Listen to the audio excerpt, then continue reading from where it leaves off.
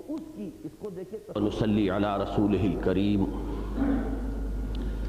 اما بعد فاعوذ باللہ من الشیطان الرجیم بسم اللہ الرحمن الرحیم رب اشرح لی صدری ویسر لی امری واحلل عقدۃ من لسانی یفقہوا قولی۔ اگرچہ پچھلے ہفتے ہمارا سورہ حدید کا مطالعہ مکمل ہو گیا تھا، لیکن سورہ حدید کے آخری رکوع میں جو نہایت اہم مضمون وارد ہوا ہے اس کے ضمن میں ایک دو باتیں مجھے آج مزید عرض کرنی ہیں، تاکہ رہبانیت کی جو چیز اصل بنیاد بنتی ہے اسے ہم اچھی طرح سمجھ لیں، اور اسی کے حوالے سے ایک خانقاہی تربیت و تزکیہ اور ایک انقلابی انداز کی تربیت اور تزکیہ، ان دونوں میں جو فرق ہے اس کو اچھی طریقے سے ذہن نشین کر لیں، اس لیے کہ الفاظ مشترک ہیں، تربیت، تزکیہ، اس میں بہت سے امور بھی یقیناً مشترک ہیں، لیکن یہ کہ ان دونوں کے ہدف بالکل مختلف ہیں، اور ان دونوں کی جو نظریاتی اساس ہے اس میں بھی فرق ہے۔ تو وہ بات بہت ہی عمدگی کے ساتھ اس بحث کے ساتھ اگر اس کو سمجھا جائے منسلک کر کے تو سمجھ میں آ سکتی ہے۔ میں نے عرض کیا تھا پچھلی مرتبہ بھی کہ صراط مستقیم، سیدھا راستہ، جو قرآن مجید میں بارہا آیا ہے اصطلاحاً، پھر کہیں اسے کہا گیا ہے سواء السبیل، کہیں صراط السوی، مختلف اس کی اصطلاحات ہیں، ایک سیدھا راستہ ہے۔ اور آپ کو معلوم ہے کہ شریعت کے معنی بھی چلنا، شرع بھی کہتے ہیں چلنے کو، شارع عام، عام راستہ، طریقت بھی چلنا ہے، طریق بھی کہتے ہیں راستے کو، مسلک، سلک یسلکو کے معنی بھی چلنا ہے، مسلک بھی چلنے کا راستہ ہے۔ تو اصل میں کل دین جو ہے وہ ایک خاص رخ پر چلنے کا نام ہے، اس چلنے کا ایک ظاہر ہے، اسے ہم شریعت سے بحث تعبیر کرتے ہیں، ایک اس چلنے میں کچھ باطنی کیفیات ہیں، اس کو ہم طریقت سے تعبیر کرتے ہیں، لیکن بہرحال وہ چلنا جو ہے یہ ہے اصل میں دین کا لب لباب، اور اس کے لیے ایک صراط مستقیم، ایک سیدھا راستہ۔ سورۃ العصر میں اس سیدھے راستے کے لیے 4 مقامات جو ہے معین کیے گئے، یہ سٹیشنز ہیں۔ جیسے کہ ہم اگر کراچی جا رہے ہوں تو اس وقت جو نئی گاڑی چلی ہے، کیا اس کا نام ہے شالیمار، غالباً وہ 4 ہی جگہوں پر رکتی ہے، تو یہ در حقیقت اس کے مقامات ہیں: ایمان، عمل صالح۔ اب ان دونوں چیزوں کا تعلق بہت حد تک انسان کی انفرادیت سے ہے، ایمان تو خالص انفرادی شے ہے، پھر عمل صالح کا بھی بہت بڑا حصہ جو ہے اس کا تعلق فرد سے ہے۔ اب اس کے بعد تیسرا مقام جس پر کہ یہ صراط مستقیم لے کر جانا چاہتا ہے وہ ہے تواصی بالحق، حق کی نصیحت، حق کی وصیت، حق کی تلقین، حق کا اعلان۔ اب اس کے لیے دعوت الی اللہ، امر بالمعروف نہی عن المنکر، مختلف اصطلاحات ہوں گی، اور پھر اسی کے ضمن میں تکالیف آئیں گی، تصادم ہوگا، نظریاتی تصادم ہوگا حق و باطل کے مابین، پھر عملی تصادم ہوگا۔ اگر آپ کے اندر پرسیویئرنس ہے، اگر استقامت ہے، مقاومت ہے، اور آپ حق کو قائم کرنے کے لیے سربکف ہو جائیں گے تو پھر صبر کے مراحل آئیں گے۔ یہ ہے سواء السبیل، صراط مستقیم، اس پر تفصیل میں جانے کی ضرورت نہیں ہے، میرا کتابچہ بھی موجود ہے نجات کی راہ سورۃ العصر کی روشنی میں، اور میں نے بارہا سورۃ العصر کا درس دیا ہے، اور ہمارا پورا منتخب نصاب جو ہے مطالعہ قرآن کا وہ سورۃ العصر ہی کی شرح ہے۔ یہاں سے اصل میں سمجھنے کی بات ہے کہ خانقاہیت یا رہبانیت، اس کا پوائنٹ آف ڈپارچر کیا ہے، کہاں سے یہ راستہ علیحدہ ہوتا ہے اس صراط مستقیم سے؟ وہ یہ ہے کہ عمل صالح کے بعد جتنی بھی انسان کے اندر ایمان کی ربق پیدا ہوئی، اسے اپنی ذاتی زندگی میں اصلاح کی توفیق نصیب ہو گئی، اس کا اپنا عمل درست ہو گیا، اخلاق صحیح ہو گیا، اب بجائے اس کے کہ اگلے سٹیشن کی طرف پیش قدمی کی جائے تواصی بالحق کے، پھر جو جیسا کہ میں نے پچھلی مرتبہ عرض کیا تھا ایک انورڈ لوکنگ انسان مزید اپنی ہی اصلاح پر اور کوشاں ہوتا ہے، مزید تزکیہ نفس، مزید اصلاح ذات، یعنی یوں سمجھئے کہ یہ ہے over emphasis on self purification, اپنی ذات کی اصلاح پر اوور ایمفیسس. اور یہ بات میں عرض کر چکا ہوں پچھلی مرتبہ کہ اس کی پھر کوئی حد نہیں ہے، کمال تو ممکن ہی نہیں ہے. 100 برس کی زندگی بھی ہو اور اپنے اصلاح میں انسان لگا رہے، کہیں نہ کہیں پھر بھی اسے اپنے کردار پر، اپنے نفس میں کوئی نہ کوئی داغ دھبا نظر آئے گا. اس لیے کہ جیسے کہ میں نے پیاز کی مثال دی تھی کہ اگر مختلف اس کے جو چھلکے ہیں ان پہ کہیں داغ لگے ہوئے ہیں تو ایک چھلکا اتاریں گے تو اگلے چھلکے کا داغ نظر آئے گا، پہلے نظر ہی نہیں آئے گا. دوسرا اتاریں گے تو پھر تیسرے پر جو داغ ہے، دھبا ہے، وہ نظر آئے گا. یہ ایک لائف لانگ پروسیس ہے، پھر اسی میں انسان لگا رہتا ہے. اور اس میں یوں سمجھیے کہ یہ غلو ہے تزکیہ نفس کا اور غلو ہے اصلاح ذات کا، کہ جو اس عمل میں انسان کو اسی چکر میں، مجھے وہ مصرع یاد آ رہا ہے جگر کا، اگرچہ وہ کسی اور انداز میں ہے لیکن یہ کہ بہت عمدہ تعبیر ہے کہ اپنے ہی حسن کا دیوانہ بنا پھرتا ہوں، یا میں کہا کرتا ہوں کہ اپنی ہی حریم ذات کے گرد طواف ہو رہا ہے. اور صاف کرو، اور صاف کرو، اور صاف کرو، اپنا اور تزکیہ، اپنا مزید تزکیہ، اپنی مزید اصلاح. یہ ہے وہ چیز کہ جو پھر انسان کو لے جاتی ہے اس موناسٹسزم کی طرف. یہ خانقاہیت ہے اور اس کا پھر کوئی جو ہے اینڈ نہیں ہے، یہ کبھی ختم نہیں ہوتی. نتیجہ کیا ہوتا ہے کہ اصلاح معاشرہ اور ماحول کی اصلاح یہ ثانوی شے بن جاتی ہے. اب ہوتی ضرور ہے پیسیولی، آپ چاہیں یا نہ چاہیں، بہرحال آپ میں نیکی بڑھ رہی ہے تو آپ کے اس ماحول کے اندر کچھ نہ کچھ نیکی آپ سے سرایت کرے گی. لیکن ایک ہے ایکٹیولی اور ڈٹرمینیشن کے ساتھ، ایک ارادے کے ساتھ ماحول کی اصلاح پر کمر کس لینا. ایک ہے آپ تو لگے ہوئے اپنی ہی اصلاح نفس کے اندر، اپنے ہی تزکیہ نفس میں اور پیوریفیکیشن آف سول میں، تو اس سے ضمنی طور پر ایک بائی پروڈکٹ کی حیثیت سے کچھ نہ کچھ ماحول کے اندر بھی خیر پہنچے گا. تو اصلاح ماحول اور اصلاح معاشرہ یہاں اب ثانوی ہو جائے گا اور ضمنی ہو جائے گا. اور اس سے بھی زیادہ جو خطرناک نتیجہ نکلتا ہے وہ یہ ہے کہ اقامت دین یا قیام نظام عدل و قسط، غلبہ دین، یہ سرے سے خارج از بحث ہو جاتی ہے بات. یہ چیز جو ہے پھر اس خانقاہی نظام اور اس آؤٹ لک کے پیش نظر رہتی ہی نہیں. یہ ہے اصل میں وہ راستہ، ایک آف شوٹ ہے. یہ اس صراط مستقیم سے، سوا سبیل سے ایک طرف کو رخ موڑ لینے والی بات ہے. جبکہ وہ جو راستہ ہے اس میں جو بھی انسان کو ایمان کی رمق ملی، اس نے اصلاح اعمال کے اوپر بھی کمر کس لی، لیکن ساتھ ہی فوراً وہ معاشرے کی اصلاح کے اوپر بھی لگ جائے. اس کا نتیجہ کیا نکلے گا؟ یہ معاشرے کی اصلاح، اس میں دعوت ہے، تبلیغ ہے، تدریس ہے، تعلیم ہے، تلقین ہے، امر بالمعروف ہے، نہی المنکر ہے. اس سے خود اس کی اصلاح بھی ہوگی. اس لیے کہ جب وہ کسی سے کہے گا کہ یہ کام غلط ہے مت کرو، وہ پلٹ کر فوراً کہے گا کہ اپنے دامن کے اس داغ کو تم نے نہیں دیکھا، اپنی آنکھ کا شتیر نظر نہیں آتا اور میری جو آنکھ کا تنکا ہے وہ تمہیں نظر آ گیا. یہ پروسیس بلکہ زیادہ انٹینسیفائیڈ ہوگا انسان کی اصلاح کے اندر. اس لیے کہ یا تو اب وہ پسپائی اختیار کرے، حق کی بات کہنا چھوڑ دے، یا پھر اسے اپنے دامن کے داغ دھبے دھونے پڑیں گے. تو اس سے اگرچہ ایک طرف پازیٹیولی اس کی مساعی جو ہیں وہ اصلاح معاشرہ اور اصلاح ماحول میں لگی ہوئی ہیں، لیکن اس کے ساتھ ہی اس کی اپنی اصلاح کا کام بھی اس پہلے طریقے سے بھی کہیں بڑھ کر مؤثر انداز میں ہوگا. یا وہ خاموش ہو جائے گا، پسپائی اختیار کرے گا. یہ ہے اصل میں ان دونوں راستوں میں فرق. اور پھر دوسری بات یہ کہ اس راستے کی پھر جو آخری منزل ہے، جو اس کا ہدف ہے، وہ اقامت دین ہے. ظلم کا خاتمہ، استحصال کا خاتمہ، ناانصافی کا خاتمہ، لیقوم الناس بالقسط، تاکہ لوگ عدل پر قائم. اللہ نے جو نظام عدل و قسط دیا ہے اسے برپا کیا جائے. اس کی ایک ایکٹیو جد و جہد. یہ جیسا کہ میں نے پہلے بھی عرض کی، ڈائنامک کانسیپٹ ہے، اس میں حرکت ہے، یہ تحریکی انداز ہے. جبکہ وہ پہلا جو ہے وہ راستہ جو ہے وہ موناسٹسزم، خانقاہیت کی طرف،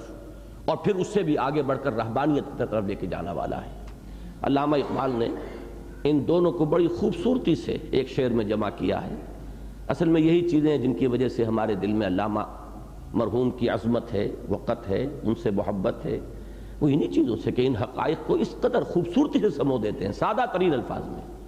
نکل کر خانقاہوں سے ادا کر رسم شبیری، کہ رسم خانقاہی ہے فقط اندوہ و دلگیری۔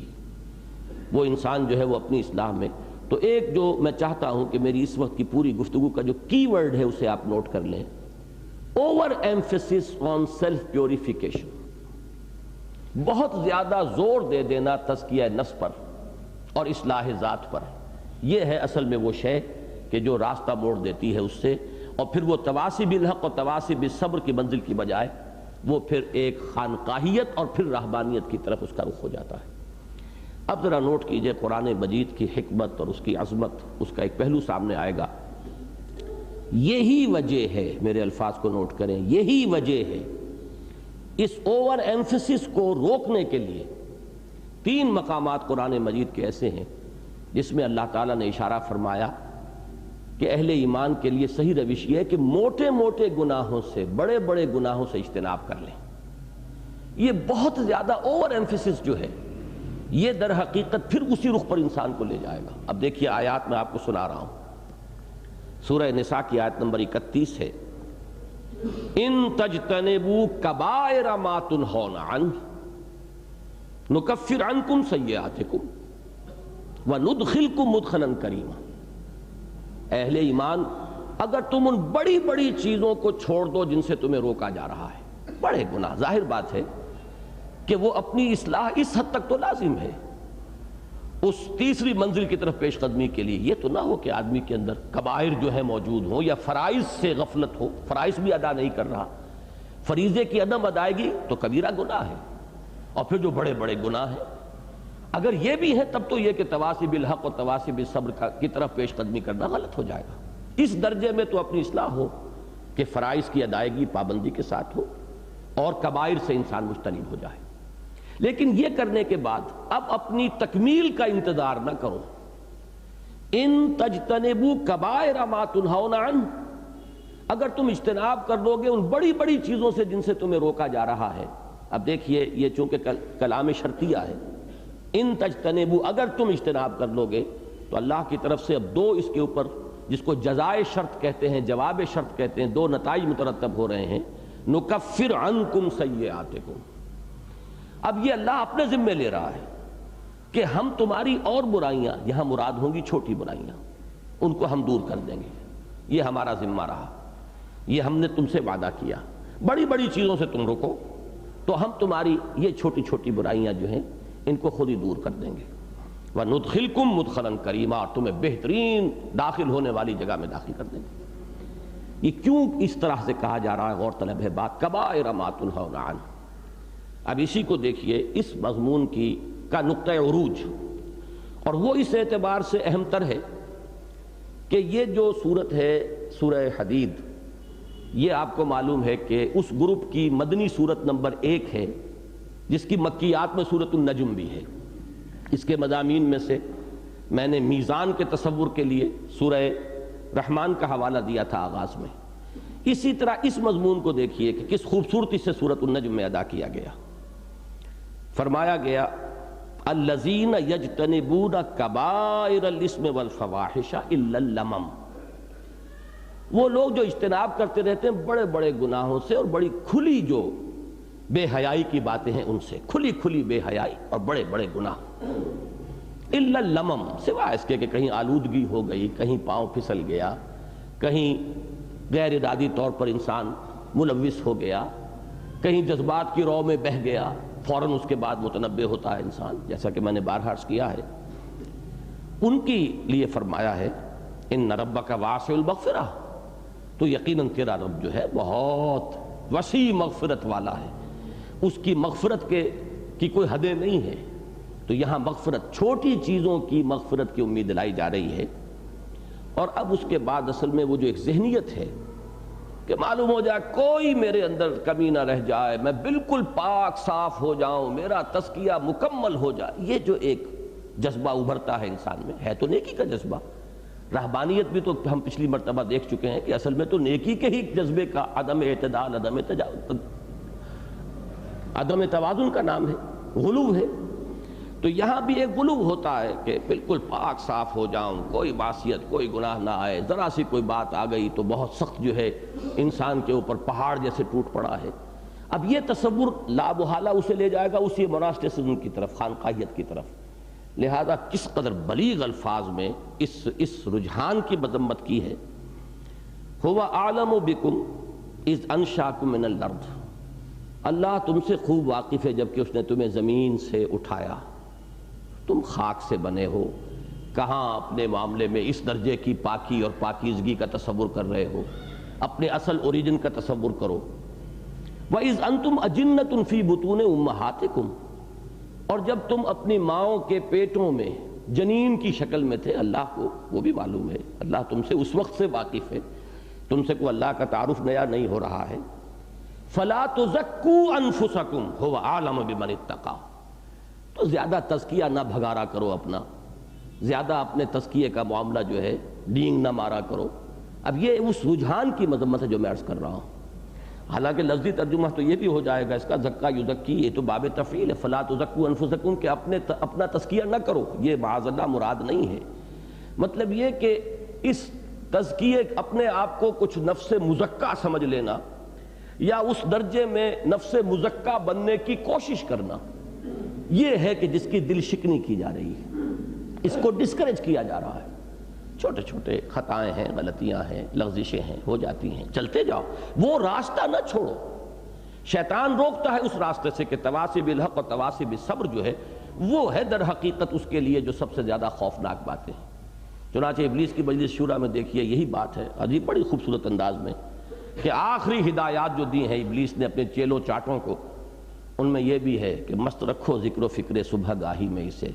پختہ تر کر دو مزاج خانقاہی میں اسے، وہ نظام عدل جو ہے چشم مومن سے رہے پوشیدہ یہ آئیں تو خوب۔ وہ جو تین باتیں انہوں نے بیان کی ہیں، ایک یہ زمین اللہ کی ہے، اس سے بڑھ کر اور کیا فکر و عمل کا انقلاب، بادشاہوں کی نہیں اللہ کی ہے یہ زمین، اور کرتا ہے دولت کو ہر آلودگی سے پاک و صاف، منعموں کو مال و دولت کا بناتا ہے امین، اور وہ حافظ ناموس زن، مرد آزما، مرد آفرین، یہ تینوں سماجی سطح پر، معاشی سطح پر، یہ تمام جو ہے بیان کرنے کے بعد کہیں ادھر رخ نہ ہو جائے اس بندہ مومن کا، اسے لگائے رکھو، مست رکھو ذکر و فکر صبح گاہی میں اسے، پختہ تر کر دو مزاج خانقاہی میں اسے، اس کو اسی میں مصروف کرو، کہیں ادھر اس کا رخ نہ ہو جائے۔ تو وہ رخ جو ہے ایمان، عمل صالح، تواصی بالحق، تواصی بالصبر، یہ ہے صراط مستقیم، یہ ہے سواء السبیل۔ اس میں سے یہ رہبانیت یا خانقاہیت جو ہے یہ کہاں سے آف شوٹ ہے اور کیوں ہے، یہ میں نے آپ حضرات کے سامنے واضح کیا ہے۔ اس کو اچھی طریقے سے سمجھنے اور ذہن نشین کرنے کی ضرورت ہے۔ اسی کے حوالے سے ایک آیت اور نوٹ کر لیں، یہ مضمون اتنا اہم ہے، قرآن مجید میں 3 جگہ آیا۔ سورہ شورا جو میرے نزدیک مکی صورتوں میں سورہ حدید کا جوڑا ہے، ویسے تو ایک جوڑا ہے جو یہیں پر مستقل جو جوڑے بن رہے ہیں 2 صورتوں کے، لیکن سورہ حدید کے مضامین، مدنی صورت ہے یہ، اور اگر اس کے بالکل ہم وزن صورت اگر آپ مکی صورتوں میں دیکھنا چاہیں وہ سورۃ الشورى ہے۔ سورہ شورا میں بھی یہ مضمون آیا، والذین یجتنبون کبائر الاسم والفواحش واذا ما غضبوا هم یغفرون، وہ لوگ کہ جو بڑے بڑے گناہوں سے مجتنب رہتے ہیں اور کھلی جو ہے فحش باتیں ان سے بچے رہتے ہیں، اور جب غصہ آ جاتا ہے تو معاف کر دیتے ہیں۔ یہ غصہ آ جانا جو ہے یہ ہے در حقیقت وہ تواصی بالحق و تواصی بالصبر کی کشمکش میں شیطان جو ہے کسی وقت آپ کو مشتعل کر دینا چاہے گا تاکہ آپ کی دعوت جو ہے وہ مجروح ہو، اشتعال میں آ کر آپ کو قدم اٹھا بیٹھیں گے، تو پھر وَإِذَا مَا غَضِبُوا هُمْ يَغْفِرُونَ، وہ معاف کر دینا، درگزر سے کام لینا، اپنی منزل پر نگاہ جمائے رکھنا، اپنے دامن کو اس طرح کے کانٹوں میں جھاڑیوں میں الجھنے نہ دینا، یہ اس کا تعلق ہے اس تواصی بالحق اور تواصی بالصبر سے۔ تو ایک آخری چیز اس میں اور نوٹ کر لیجئے، اصطلاحات جو ہے بڑی اہم ہوتی ہیں۔ یہ جو خانقاہیت ہے اور پھر رہبانیت، خانقاہیت پہلی منزل ہے، رہبانیت اس کی انتہا ہے۔ اس کے لیے اصطلاح جو ہے انگریزی میں اور بہت صحیح ہے، سیلف اینیہیلیشن، نفس کشی، نفس کو مار دینا، نفس کو ختم کر دینا۔ یہی آپ کو ہمارے ہاں جو بھی کہانیاں قصے مشہور ہیں ان میں صحت بھی ہوگی کسی درجے میں، بہت سی مبالغہ آرائی بھی ہے اولیاء اللہ اور صوفیاء کے بارے میں، وہ باتیں سب کی سب اوتھینٹک نہیں ہیں، لیکن یہ کہ جو چیزیں عام طور پر بیان ہوتی ہیں ان میں آپ کو یہی انداز نظر آئے، نفس کشی، جیسے کہ اپنے نفس کو بالکل مار دیا۔ فلاں بزرگ نے 40 سال تک عشاء کے وضو سے فجر کی نماز پڑھی۔ اب یہ پڑھی نہیں پڑھی واقعہ ہے یا نہیں ہے اللہ جانے، کسی کا کوئی خاص معاملہ بھی ہو تو ہم کسی کا نام لے کر اس کی مذمت بھی نہیں کریں گے، لیکن یہ انداز جو ہے یہ در حقیقت وہ نفس کشی والے انداز ہے۔ اور دنیا میں واقعہ یہ ہے کہ اس میدان میں اتنے آگے گئے ہیں لوگ، عیسائی راہب مولانا مودودی کی میں نے تفہیم کا پچھلی مرتبہ حوالہ دیا تھا کہ اس میں جو انہوں نے بڑی تفصیل دی ہے اس سورہ حدید کی، جو تفہیم القرآن میں سورہ حدید پر بحث ہے، اس میں آپ دیکھیں گے تو انہوں نے کرسچین مناسٹسزم کی تاریخ جو ہے پوری بیان کر دی، اور کس حد تک وہ لوگ گئے تھے، اس میں کتنا مبالغہ کیا تھا، کتنی انتہا تک پہنچے تھے۔ وہی چیزیں بلکہ اس سے کہیں بڑھ کر آپ کو اس بر صغیر پاک و ہند کی جو پرانی تاریخ ہے، وہ بدھ مت کے بھکشو ہوں اور یا یہ کہ وہ رشی منی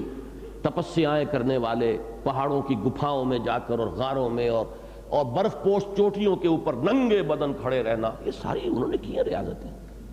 تو در حقیقت یہ سیلف اینیہیلیشن، جس کا کہ ترجمہ آپ کریں گے نفس کشی، نفس کشی نہیں، کشی کے معنی ہوتا ہے کسی چیز کو اور آگے بڑھانا، نسل کشی، یہ زبر اور پیش میں بڑا فرق ہے۔ نفس کشی، نفس کو ختم کر دینا، خودکشی، اپنے آپ کو ختم کر دینا۔ تو ایک ہے نفس کشی، سیلف اینیہیلیشن، اس کی اسلام میں ہرگز اجازت نہیں۔ اسلام اس کے برعکس دو دیکھیے چیزیں دیتا ہے، ایک تو ضبط نفس، سیلف کنٹرول، یہ ہے ہمارا آئیڈیل، یہ بے قابو نہ ہو، یہ نفس رہے کنٹرول میں، ہماری ایگو، ہماری انا، ہماری روح ملکوتی، یہ اس کے اوپر مسلط رہے، جیسے کہ ایک گھوڑا، اس کے اوپر سوار بیٹھا ہوا جم کر، اس کی لگام اس کے ہاتھ میں ہے اور گھوڑا اس کے قابو میں ہے۔ ایک سوار وہ ہوتا ہے جو شیکی ہوتا ہے، گھوڑا اس کے قابو میں نہیں ہے، تو وہ تو اس گھوڑے کے رحم و کرم پر ہے، جہاں چاہے گرا دے، جس کھائی میں چاہے جا کر پٹک دے گا۔ تو وہ یہی اسی طریقے سے یہ نفس امارہ کہہ لیں اس کو، یہ جو بھی اینیمل ہمارا سیلف ہے، اینیمل سیلف، یہ وہ حیوان ہے، وہ گھوڑا ہے، اس کے اوپر جم کر بیٹھو۔ اس کو کہا ہے آخری پارے میں فَأَمَّا مَنْ خَافَ مَقَامَ رَبِّهِ وَنَهَى النَّفْسَ عَنِ الْهَوَىٰ، اس کے باغیں کھینچ کر رکھو کنٹرول میں۔ تو سیلف کنٹرول ایک طرف تو یہ بات بیان کی، اور دوسری طرف مثبت انداز میں یہ میں سمجھتا ہوں کہ اسلام کی بہت ہی امتیازی شان ہے، حضور صلی اللہ علیہ وسلم کی تعلیمات کی یہ کہ یعنی فطری ہونے کا ایک بہت اہم مظہر ہے کہ نفس کا بھی تم پر حق ہے، یہ تو پازیٹیو انداز ہے۔ وَإِنَّ لِنَفْسِكَ عَلَيْكَ حَقًّا، یہ بھی تو حق تلفی ہے اگر اس نفس کا حق ادا نہ کرو۔ اس نفس کو اللہ نے تمہیں دیا ہے، یہ امانت ہے، یہ جسم اللہ نے تمہیں دیا ہے، یہی تو تمہارے لیے آلہ ہے، اپنے ارادوں کے اور اپنی جو بھی وہ ایک جملہ آتا ہے کہ پروو یور ورتھ، جو بھی ہے تمہارے اندر برابر ہر چیز اندر سینہ داری، you have to prove your worth, لیکن اس کے لیے یہی تو آلہ ہے نا، یہی جسم اور یہی نفس، لہٰذا اس کا بھی ایک حق ہے۔ گھوڑے کو بھی تم کھانے کو دو، چارہ دو، پانی دو، سب دو، اسی طریقے سے اس نفس کا بھی حق ہے۔ تو اس نفس کے حق تلفی بھی ظلم ہے، جس کو کہ اسلام جس کی اجازت نہیں دیتا۔ جیسے کہ حضرت عبداللہ ابن عمرو ابن العاص کے بارے میں بڑی مشہور روایت آتی ہے کہ حضور سے ملاقات ہوئی، حضور کو بتایا گیا تھا یہ تو ساری رات نماز پڑھتا ہے اور ہمیشہ روزہ رکھتا ہے، کبھی ناغہ نہیں کرتا، اب دن میں روزہ، رات کو پوری رات اسے عبادت کرنی ہے، بیوی بچوں سے کیا سروکار رہ گیا، کوئی تعلق نہیں۔ تو حضور نے جب کہا کہ یا عبداللہ اولم اخبر انک تصوم الدہر وتقوم اللیل، مجھے تو یہ اطلاع دی گئی ہے تمہارے بارے میں کہ تم ساری رات کھڑے رہتے ہو اور ہمیشہ روزہ رکھتے ہو۔ تو ان کو عرض کیا کہ بلا یا رسول اللہ، حضور صحیح ہے، بات صحیح ہے۔ آپ نے کہا لا تفعل فإن لنفسك عليك حقا وإن لزوجك عليك حقا وإن لزورك عليك حقا، ایسا ہرگز مت کرو، تمہارے نفس کا بھی تم پر حق ہے اور تمہاری بیوی کا بھی تم پر حق ہے، تمہارے ملاقاتیوں کا بھی تم پر حق ہے، یہ تمام حقوق ادا کرو۔ تو یہ ہے اصل میں چند باتیں جو میں کہنا چاہتا تھا، اگرچہ واقعہ یہ ہے کہ سورہ حدید کے بارے میں میں نے چند باتیں اور اختتامی انداز کی نوٹ کی تھیں، لیکن اب میں رک رہا ہوں۔ سورہ حدید اور سورہ شورى کا تقابل، چند پوائنٹس میں نے نوٹ کیے تھے، لیکن میں صرف اشارہ آج میں نے کر دیا ہے کہ سورہ حدید کے مضامین کا مثنیٰ اگر دیکھنا ہو مکی صورتوں میں تو سورۃ الشورى ہے۔ اب یہ جس کو بھی شوق ہو وہ تقابل کرے، ذرا نکات اس میں سے نکالے۔ میرا تو واقعہ یہ ہے کہ اتنے طویل عرصے درس دینے کے باوجود میں محسوس کرتا ہوں کہ جتنا کچھ طوفان ہے اس سورہ مبارکہ کے مضامین کے بارے میں، خیالات کا طوفان میرے اندر، میں اس کا تھوڑا حصہ بھی بیان نہیں کر سکا ہوں۔ اور میں یہ اللہ تعالیٰ کا حمد اور شکر ادا کرتے ہوئے تحدیث نعمت کے اعتبار سے عرض کر رہا ہوں، میں نے شاید پہلے بھی کہا تھا، سن 58 میں پہلی مرتبہ اس سورہ مبارکہ کی عظمت مجھ پر منکشف ہوئی تھی۔ اب 30 برس یا 88 شروع ہو گیا ہے۔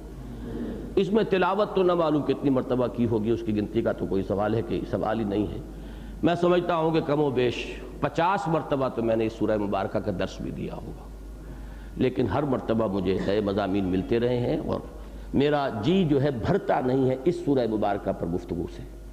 بہرحال یہ معاملہ تو اب پھر آئندہ جب کبھی موقع آئے گا۔ صرف ایک نقطہ رہتا تھا میرا، جو میں عقدہ لا ینحل کے طور پر جس کا جواب مجھے نہیں ملا تھا تاحال،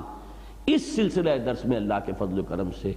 اس کی طرف بھی میری رہنمائی ہو گئی ہے۔ اب میں یہ انشراح صدر کے ساتھ کہہ سکتا ہوں کہ کم سے کم اس سورہ مبارکہ کے بارے میں میرے ذہن میں کوئی سوالیہ نشان باقی نہیں۔ تو اللہ تعالیٰ نے ایک ذہنی اور قلبی مناسبت اس کے ساتھ عطا فرمائی ہے، فلہ الحمد والمنہ۔